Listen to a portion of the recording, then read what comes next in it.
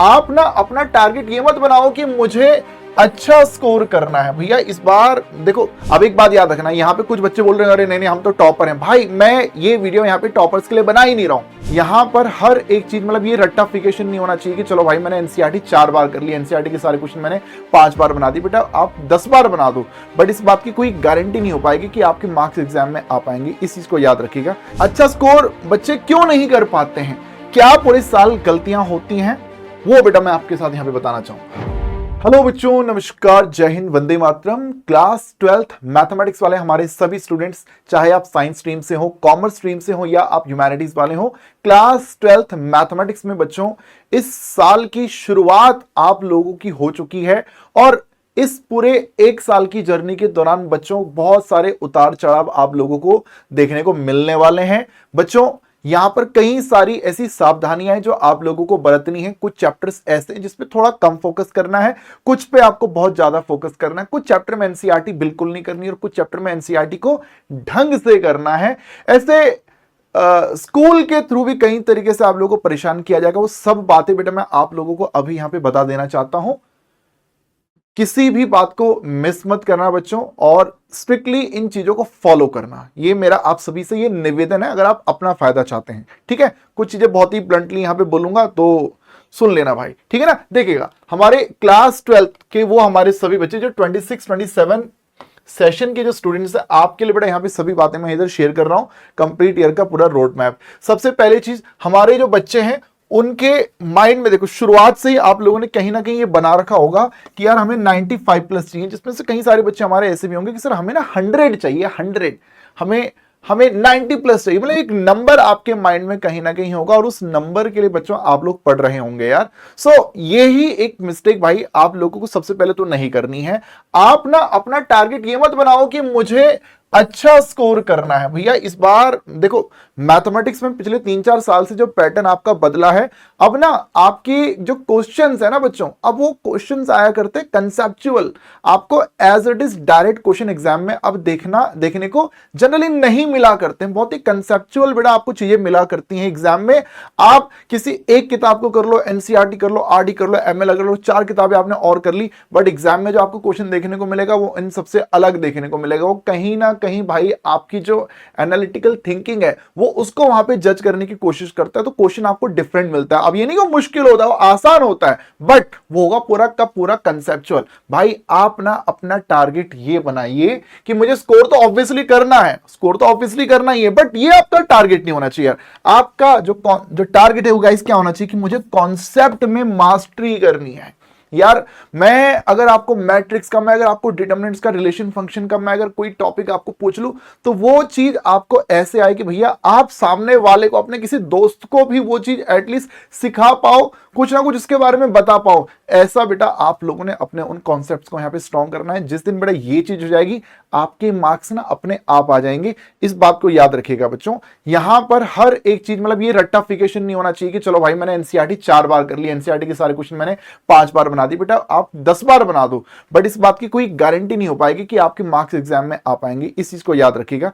जितना हो सके कोशिश करो बेटा कि कॉन्सेप्ट्स के ऊपर बेटा आप लोगों का एक होल्ड अच्छा बने। ये एक बहुत ही बेसिक चीज है बेटा, जो आपके फाउंडेशन के, देखो ये अगर स्ट्रांग होगा भैया तो मार्क्स आने से दुनिया की कोई ताकत नहीं रोक सकती है यार। इस बात को याद रखिएगा। दूसरा कि बच्चों का ना अच्छा स्कोर आ क्यों नहीं रहा, अच्छा स्कोर बच्चे क्यों नहीं कर पाते हैं, क्या पूरे साल गलतियां होती हैं, वो बेटा मैं आपके साथ यहां पे बताना चाहूंगा। शायद आप भी रिलेट कर पाओगे। क्लास 12th में आपके ना बार बार स्कूल में ना एग्जाम्स होंगे, लगातार बार बार आपके एग्जाम्स स्कूल में होते रहेंगे। कभी एफए है, कभी एसए है, कभी कोई क्लास का यूनिट टेस्ट है। ये गड़बड़ होने वाली है। अब देखो इससे क्या होता है, मैं उम्मीद कर रहा हूं, मैं आशा कर रहा हूं कि आपके स्कूल के टीचर बहुत अच्छे हैं और वो बहुत अच्छे से पढ़ाते हैं, सब चीजों को बहुत अच्छे से सिखाते हैं, आपकी प्रैक्टिस बहुत अच्छे से करवाते हैं। बट जिनके यहां नहीं करवाते, वहां पर स्कूल में 3 क्लास में मैट्रिक्स खत्म, 2 क्लास में डिटरमिनेंट्स खत्म, 3 क्लास में रिलेशन फंक्शन खत्म। हमने ये देखने को मिलता है 4-4, 5-5 क्लासेस में इन्होंने इंटीग्रेशन जैसे चैप्टर को भी खत्म कर दिया होता है। इतनी जल्दी जल्दी चैप्टर खत्म हो जाते हैं आपको समझने का मौका ही नहीं मिलता कि भैया अभी तो शुरू हुआ था, ये खत्म कैसे हो गया, अभी तो हमने इसके क्वेश्चन भी समझ में नहीं आए। क्लास में आपके स्कूल में कुछ और ही चल रहा होता है, ट्यूशन वाले भैया दीदी कुछ और ही करवा रहे होते हैं और बिल्कुल भी मेलजोल नहीं बन पाता। और इतने में 15 दिन में लो भैया टेस्ट। अभी तो कॉन्टिन्यूटी डिफरेंशिएबिलिटी पढ़ाया था आपने इतनी जल्दी टेस्ट भी रख दिया, हमें तो प्रैक्टिस करने का टाइम ही नहीं मिला। इस वजह से बेटा आपके मार्क्स नहीं आएंगे। अब यहां पर देखो, आपके इतनी जल्दी एग्जाम हो जाते हैं, आपको उस कॉन्सेप्ट की प्रॉपर नॉलेज नहीं मिल पाती, आपको बिल्कुल भी उसका प्रैक्टिस का टाइम नहीं मिल पाता। ऐसे में देखो स्टूडेंट क्या मिस्टेक हर बार करता है, शायद आप लोगों ने 11th में मे भी ऐसा किया हो, 12th में, लेकिन मैं क्योंकि यहां पढ़ा रहा हूं तो मैं ये चीज देखता हूं। बच्चा ऐसे में क्या करता है, बच्चा भागता है YouTube की तरफ कि यार स्कूल में कल कॉन्टिन्यूटी डिफरेंशिएबिलिटी का टेस्ट है, चलो मैं YouTube पे एक वन शॉट देख लेता हूं।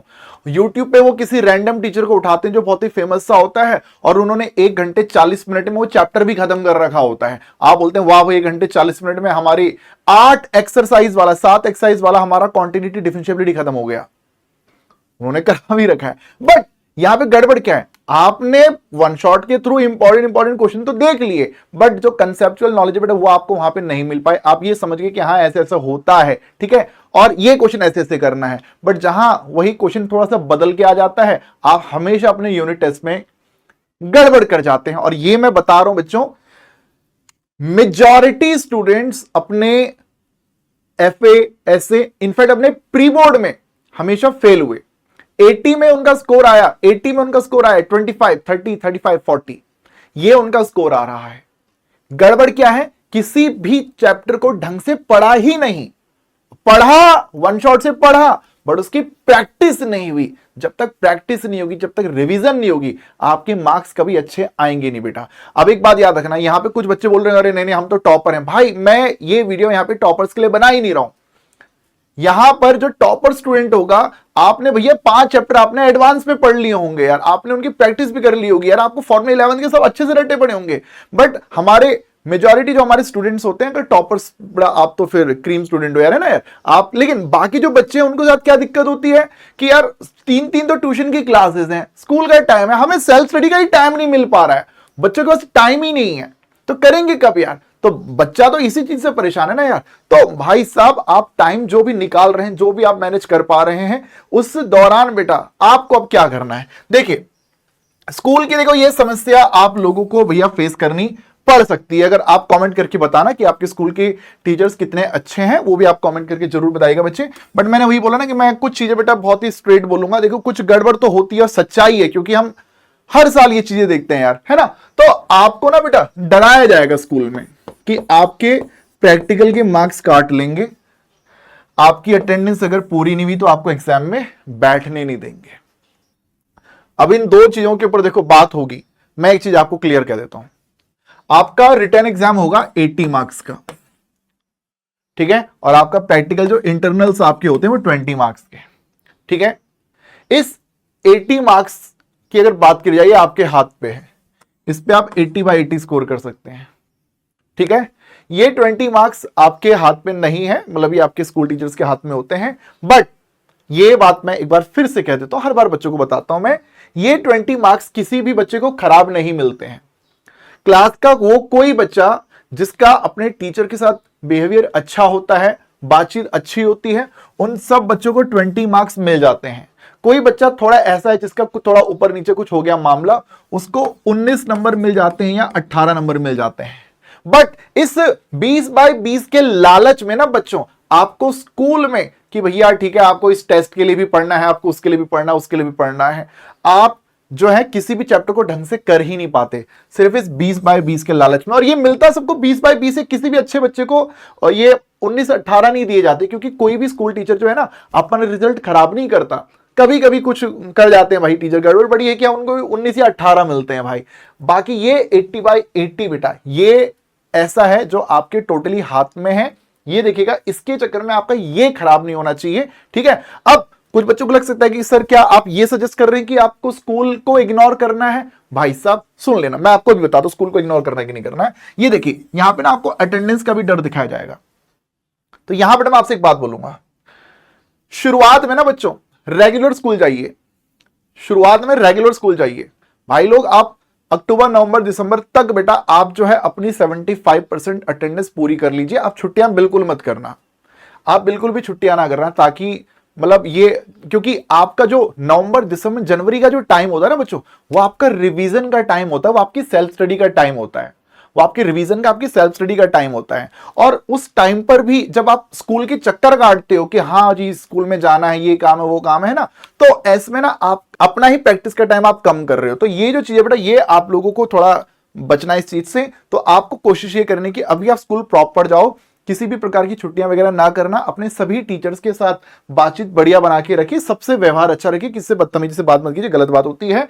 ये 20/20 बेटा आपको पूरे मिल जाएंगे भाई, ठीक है, ये पूरा मिलेगा। अपने जो भी फाइल्स वगैरह जो है उनको अभी से ही बेटा उनके ऊपर आप काम करना स्टार्ट कर दो। अपने जो अब देखो जो आपके स्कूल के जो भी टेस्ट हो रहे हैं ना यार, स्कूल में जितनी नॉलेज मिल रही है उसके बेसिस पे आप सभी यूनिट टेस्ट प्रॉपर दो।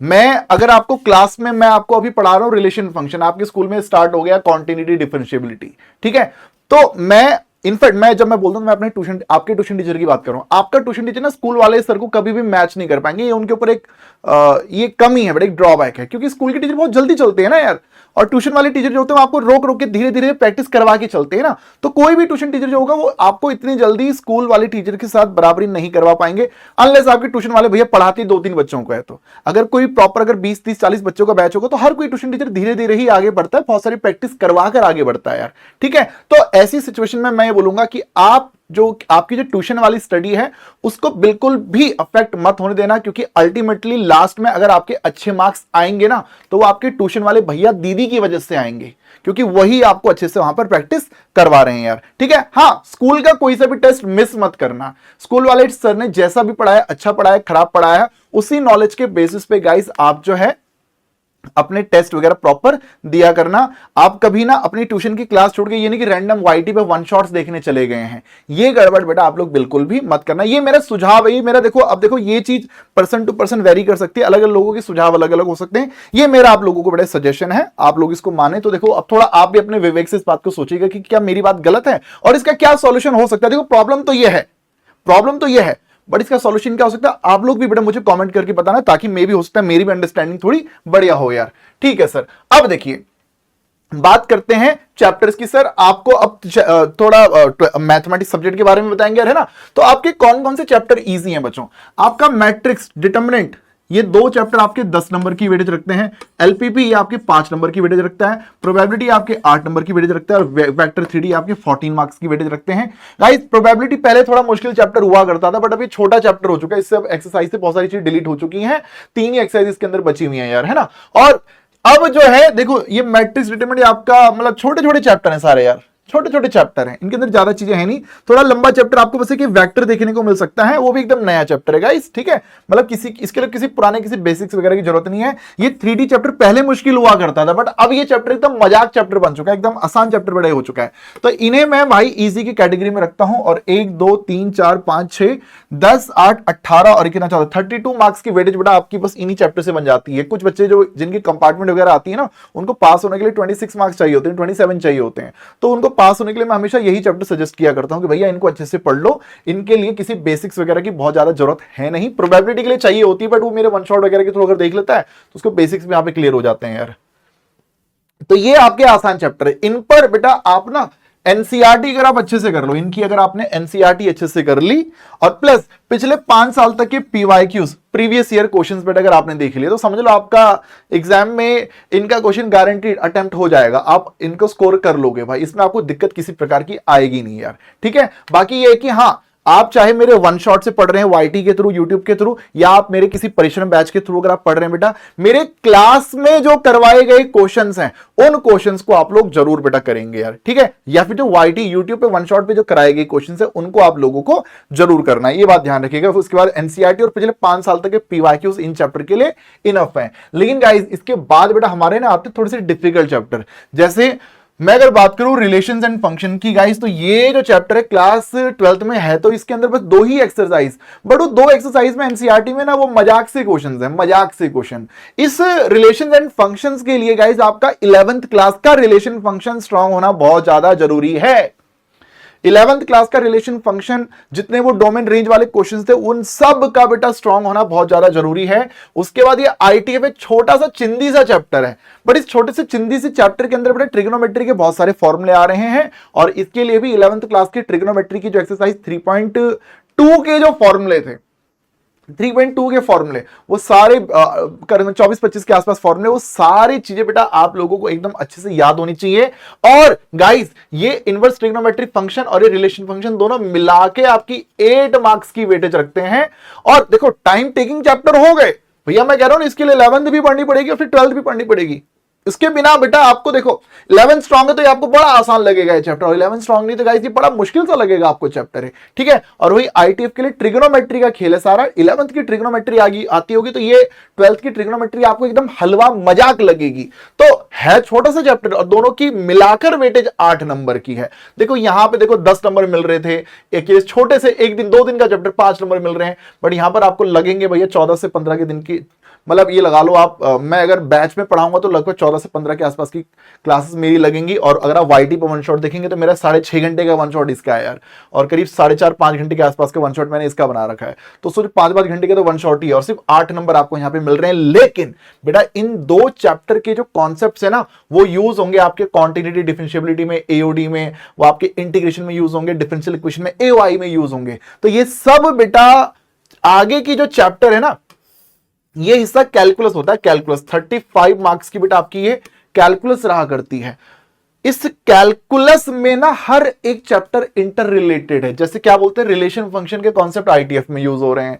आईटीएफ देखो वो भी फंक्शन है, ये भी फंक्शन है ना। आईटीएफ के ट्रिग्नोमेट्री के छोटे छोटे फॉर्मूले, 1 माइनस कॉस का फॉर्मूला, साइन एक्स का फॉर्मूला, सब फॉर्मूले आपके कॉन्टिन्यूटी डिफरेंशिएबिलिटी में यूज हो रहे हैं। यहाँ मॉडुलस का ग्राफ आएगा, सिग्नम का ग्राफ आएगा, बहुत सारे फंक्शन के ग्राफ आएंगे, साइन का, कॉस का, टेन का, है ना। वो सब आपको कहीं ना कहीं यहां पर देखने को मिलेंगे, उसका बेनिफिट आपको यहां दिखेगा यार। अब देखो कॉन्टिन्यूटी डिफरेंशिएबिलिटी आता होगा तो आपको एओडी आएगा, रिलेटेड है।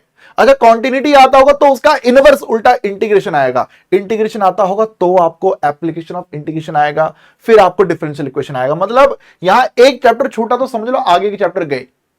और भाई साहब ये 35 मार्क्स इन्हीं चैप्टर का सबसे ज्यादा रोला है मेरे बच्चों। देखो यहां ये चैप्टर पे जितना टाइम लगेगा उसका 4 गुना समय बेटा आप लोगों को इन चैप्टर पे लगाना पड़ेगा। इन चैप्टर को आप लगभग 2 से 2.5 महीने के अंदर आप खत्म कर सकते हैं, लेकिन इन चैप्टर्स के ऊपर गाइस आपको लगभग 6 से 7 महीने के आसपास का टाइम आपको लगाना पड़ेगा बच्चे, है ना। तब जाके बेटा अगर प्रॉपर बैच में अगर आप पढ़ते हैं, मैं तब की बात करूं बेटा, कोई सेल्फ स्टडी करके अगर एक बार निपटा लेते तब की बात नहीं हो रही है यहाँ पे, ठीक है। सही तब की बात हो रही है सर सबसे ज्यादा प्रैक्टिस करने के लिए कौन से चैप्टर है? कॉन्टिन्यूटी डिफरेंशिएबिलिटी के लिए प्रैक्टिस चाहिए। एप्लीकेशन ऑफ डेरिवेटिव भी 3 एक्सरसाइज वाला चैप्टर है, लेकिन इसमें एक एक्सरसाइज है 6.3 जिसमें टॉपिक है मैक्सिमा मिनिमा। भाई इसके लिए बहुत प्रैक्टिस चाहिए। इसके 15-15 20-20 मिनट का एक क्वेश्चन होता है यार, इसके लिए बहुत प्रैक्टिस चाहिए। आप एक बार पढ़ लोगे आपको लगेगा मैं तो सब भूल गया। आपको 4 बार ये चैप्टर पढ़ना पड़ेगा, सिर्फ एनसीईआरटी ही अगर आपने इसकी 4 बार कर ली तब आपको लगेगा कि हाँ भाई मुझे थोड़ा बहुत आया है। ये मैं बता रहा हूं कि क्या होगा, ऐसा होगा बेटा। देखो आप फिर बाद में इन बात को जरूर याद करेंगे। इंटीग्रेशन सर ये तो बहुत मुश्किल है। भाई साहब बिल्कुल भी मुश्किल नहीं है, मुश्किल नहीं है, बस ये चैप्टर लेंथी है। 7.1 से शुरू होता है, 7.10 तक जाता है। 2 खत्म करते हो लगता है कि 1 भूल गए, 7.5 पे पहुंचते हो लगता है कि 7.3 भूल गए। इसमें ये गड़बड़ है, मतलब इसमें बहुत सारे कॉन्सेप्ट्स हो जाने की वजह से बच्चों में ना कंफ्यूजन आ जाती है।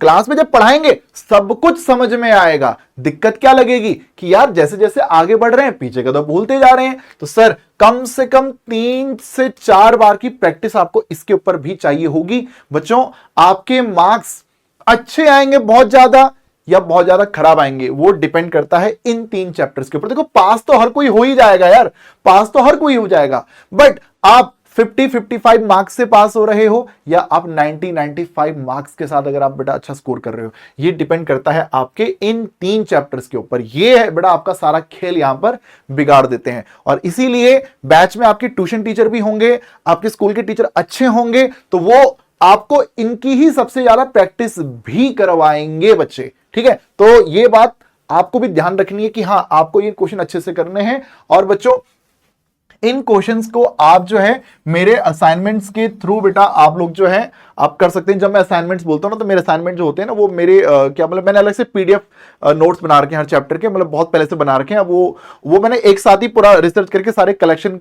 करके बेटा मैंने सब इंपॉर्टेंट क्वेश्चन, हर वैरायटी के क्वेश्चन है वो एक साथ डाल दिए हैं।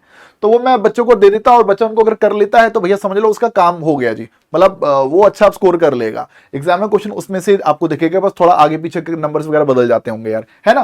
तो इसमें मतलब 10 ईयर्स हो गए, फिर आपका एनसीईआरटी हो गई, आपका सीबीएसई का सपोर्ट मटेरियल हो गया, हर तरह की जो वैरायटी के क्वेश्चन बेटा वो मैंने अपने असाइनमेंट में डाल रखे होते हैं। तो जब लगे कि यार मुझे एनसीईआरटी मेरी हो गई, मुझे इन चैप्टर के एक्स्ट्रा क्वेश्चन करने, तो देन उस सिचुएशन में गाइस आप मेरे असाइनमेंट्स की हेल्प बेटा आप लोग ले सकते हैं। कमेंट करके आप लोग कह सकते हैं अगर आपको असाइनमेंट अगर आपके पास ना आए हो तो, ठीक है, मैं आपके लिए अवेलेबल करवा दूंगा यार, ठीक है। और गाइस कॉन्फिडेंस आता है प्रीवियस ईयर क्वेश्चन देखकर कि यार पास्ट में क्वेश्चन आए किस तरीके से इस चैप्टर में।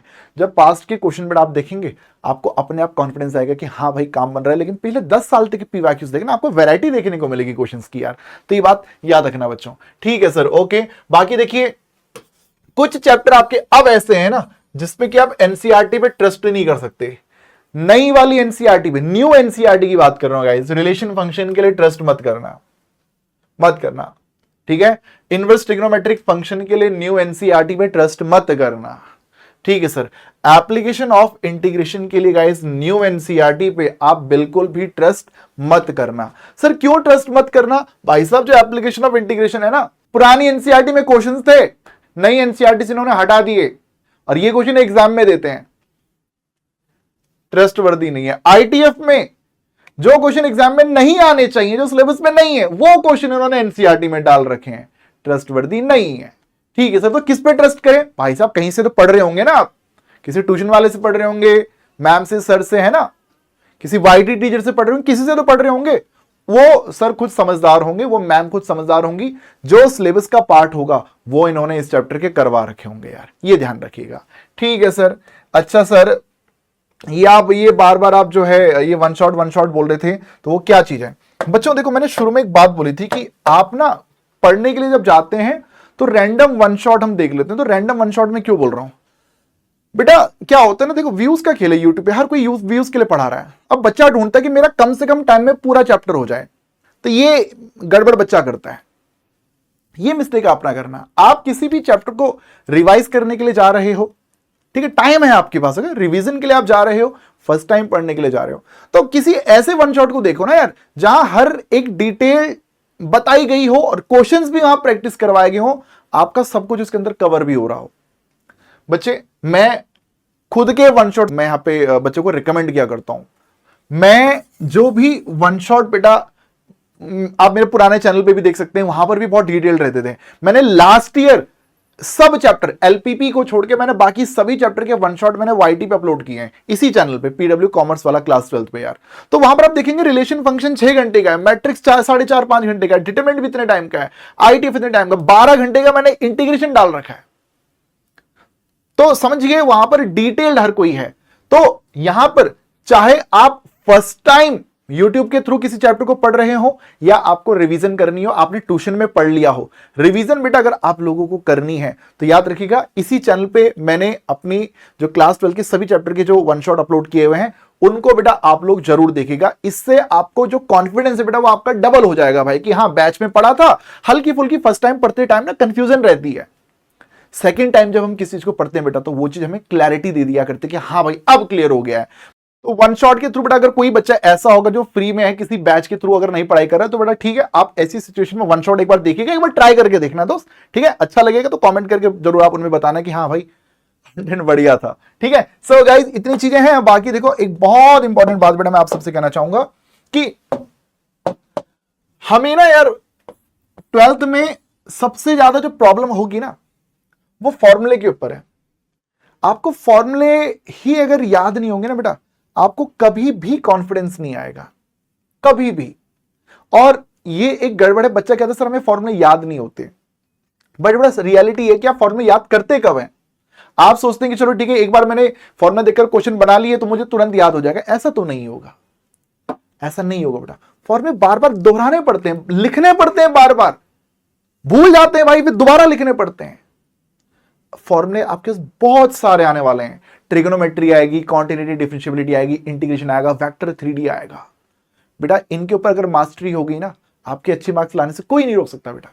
ये चीज ऐसी जो एग्जाम से कुछ दिन पहले नहीं होती, इनके ऊपर बेटा आपको आज से काम करना पड़ेगा। हर एक दिन, हर 2 दिन में बेटा आप रात का 15-20-25 मिनट का टाइम, दिन में कभी भी 15-20-25 मिनट टाइम बेटा फॉर्मूले को रटो, बार बार दोहराओ, बार बार पेरेंट्स की हेल्प लो कि मम्मी पापा मुझसे जरा ये फॉर्मूला सुनो एक बार कि मैं सही सुना रहा हूं कि नहीं सुना रहा हूं। उनकी हेल्प लो, भाई बहनों की हेल्प लो, अपने दोस्तों की हेल्प लो यार। स्कूल में बैठे हो, लग रहा है कि टाइम पास खाली हो रहा है, कुछ कोई पढ़ा नहीं रहा है, तो उस सिचुएशन में बेटा इनको याद करने बैठ जाओ आप, ये ध्यान रखिएगा। दूसरा, सिलेबस बेटा याद रखिएगा, बहुत ज्यादा जल्दी सिलेबस करने से भी मार्क्स आपके अच्छे नहीं आते, इस बात की गारंटी नहीं। मेरे कई दोस्त हुआ करते थे, अगस्त के टाइम पे वो अपना सिलेबस खत्म करके बैठ गए थे, उनके 92-93 मार्क्स आए थे। मेरा सिलेबस आराम से दिसंबर में खत्म हुआ था, मेरे 100 मार्क्स आए थे।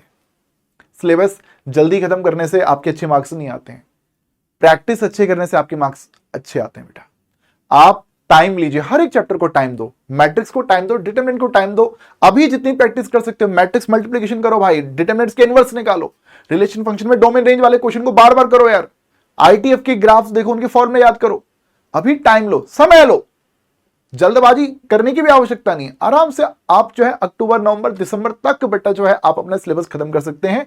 रिवीजन अगर अभी एक बार तरीके से प्रॉपरली पढ़ोगे ना, तो लास्ट में नवंबर, दिसंबर, जनवरी, फरवरी 2.5-3 महीने का जो टाइम होता है रिवीजन के लिए बहुत ज्यादा होता है, अच्छा टाइम होता है। बड़े इजीली बेटा आप रिवाइज आप पूरा कंप्लीट सिलेबस अपना कर सकते हैं, वो भी डिटेल में एकदम आपके अच्छे मार्क्स आ जाएंगे। ठीक है, सो टारगेट ये रखिएगा कि भैया मिड दिसंबर तक तो खत्म हो ही जाए, उसके आगे ना जाए यार, है ना। जहां पर भी आप पढ़ रहे हैं सर, मतलब सर को भी, मैम को भी एक बार बता के रखिए कि सर हमारा सिलेबस में टाइमली तो हो जाएगा ना। उनके दिमाग में बात रखिए कि हमारा ज्यादा लंबा मत खींच देना यार, है ना। तो ये चीज देखिएगा, कई बार कुछ इंस्टीट्यूट्स में ऐसा होता है कि वो सिलेबस जानबूझ के खत्म ही नहीं करते हैं फरवरी तक, क्योंकि जहां पे मंथली फीस आती है ना कि फीस थोड़ा अगले महीने तक भरना, पता चले जल्दी सिलेबस खत्म हो गया, फिर बच्चा ट्यूशन की फीस ही नहीं भरता, फिर अब हम नहीं आ रहे जी, खत्म हो गया, अब क्या करेंगे जब तो हम सेल्फ स्टडी कर लेंगे ना।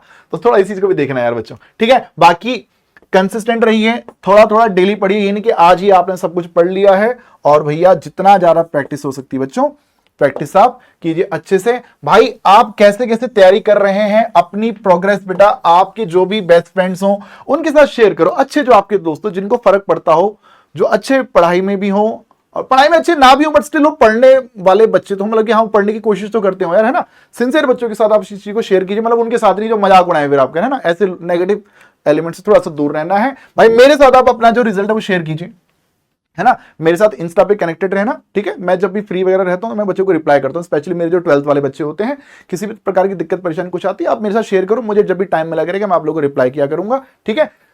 प्रोग्रेस भी शेयर करनी है, कुछ और गड़बड़े अगर आती है पर वो भी आप प्रॉपर्ली शेयर कर सकते हैं दोस्त। बाकी ये ध्यान रखिए, आपने ना खुद पे ट्रस्ट करना है, अपने जो भी फैकल्टी से आप पढ़ रहे हैं बेटा, आप किसी मैम से पढ़ रहे हैं, सर से पढ़ रहे हैं, आपके स्कूल के टीचर बहुत अच्छे हैं बेटा, ट्रस्ट रखिए।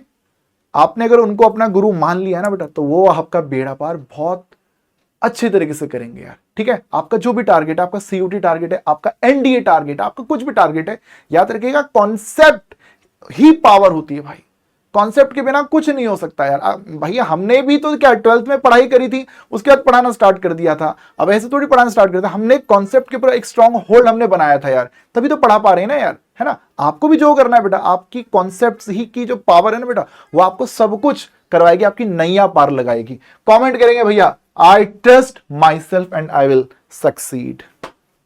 All the best.